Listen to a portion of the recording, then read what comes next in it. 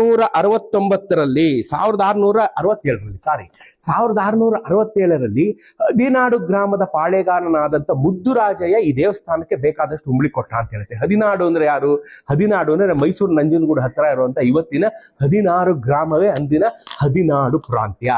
ಆ ಹದಿನಾಡು ಪ್ರಾಂತ್ಯದ ಪಾಳೆಗಾರನಾದಂತ ಮುದ್ದುರಾಜಯ್ಯ ಈ ದೇವಸ್ಥಾನಕ್ಕೆ ಸುಮಾರು ಉಂಬಳಿಗಳನ್ನ ಕೊಟ್ಟ ಅಂತ ತಾಮ್ರದ ಶಾಸನ ತಿಳಿಸುತ್ತದೆ. ಈ ದೇವಸ್ಥಾನದಲ್ಲಿ ಒಂದು ಐತಿಹ್ಯ ಏನಪ್ಪಾ ಅಂತಿದ್ರೆ, ಆ ಹದಿನಾಡು ಗ್ರಾಮದ 16 ಪ್ರಾಂತ್ಯದ ಪಾಳೆಗಾರ ಇವನೇನೆ ಮುದ್ದುರಾಜಯ್ಯ. ನೋಡಿ, ಇಲ್ಲಿ ಪಾಳೆಗಾರನಿಗಿರ್ಬೇಕಾದಂತ ಒಂದು ರಾಜಯೋಗ್ಯವಾದಂತ ಮೀಸೆ ಮತ್ತೆ ಅವನ ಸೊಂಟದಲ್ಲಿರ್ತಕ್ಕಂಥ ಕತ್ತಿ, ಸೊಂಟದ ಕತ್ತಿಯನ್ನು, ಅವನ ರಾಜಯೋಗ್ಯವಾದ ಮೀಸೆಯನ್ನು ಸಹ ನೀವು ಕಾಣಬಹುದು. ಇವನು 16 ಪ್ರಾಂತ್ಯದ ಪಾಳೆಗಾರನಾದಂತ ಮುದ್ದುರಾಜಯ್ಯ. ಆದರೆ ಇವನು ಕೈಗಳನ್ನು ಮುಗಿದು ಭಕ್ತಿ ಭಾವದಲ್ಲಿ ನಿಂತಿದ್ದಾನೆ. ಯಾಕಪ್ಪ ಅಂತಂದ್ರೆ, ಇವನ ಎದುರಿಗೆ ಇಲ್ಲಿರತಕ್ಕಂಥ ಶ್ವೇತಾದ್ರಿ ಶ್ರೀನಿವಾಸ ದೇವರು ಇಲ್ಲಿ ಶಂಖಚಕ್ರಗಳನ್ನ ಹಿಡಿದುಕೊಂಡು ವಿರಾಜಮಾನವಾಗಿ ನಿಂತಿದ್ದಾರೆ. ನೋಡ್ರಿ, ಸೊ 16 ಪ್ರಾಂತ್ಯದ ಪಾಳೆಗಾರ ಮುದ್ದುರಾಜಯ್ಯ ದೇವರನ್ನ ನೋಡಿ ನಮಸ್ಕರಿಸ್ತಿದ್ದಾನೆ ಎನ್ನುವಂಥ ಒಂದು ಬಹಳ ಬ್ಯೂಟಿಫುಲ್ ಆದಂತ ಐತಿಹ್ಯ.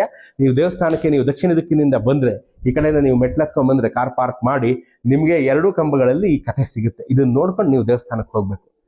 ಅರ್ಥ ಆಯ್ತೆ? ನೋಡಿ, ಇದು ಶ್ರೀನಿವಾಸ, ಇವನು ಶ್ವೇತಾದ್ರಿ ಶ್ರೀನಿವಾಸ ಆಗಿದ್ದ.